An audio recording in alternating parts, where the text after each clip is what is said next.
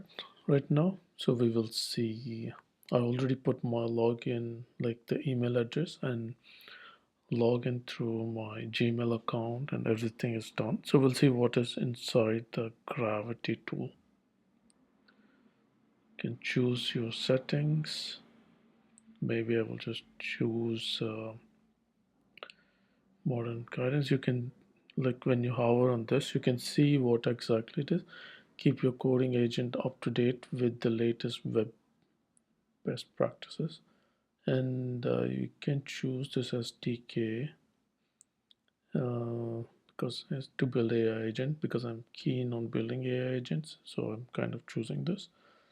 You can choose this if you're building Android apps, pretty much. You can see here. Then just say finish, and now we will go to settings. So this is important.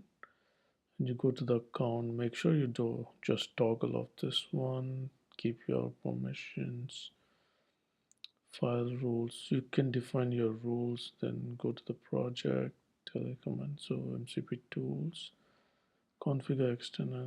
Maybe this is something interesting. We'll see.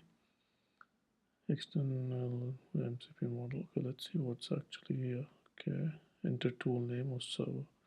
Okay, we'll see that later and figure out like what MCP, because MCP is also like one of the major concerns for us too. So just to keep that in mind, terminal command. Okay, for now appearance we've done models. There's a bunch of models here, which is getting refreshed. So I don't have any paid subscription. This is more like a budget friendly way we are going to do. So customization, look at this token usage. So you can still see your customizations here. Show breakdown, modern webcoin. So it looks like the tokens are split here. So you have certain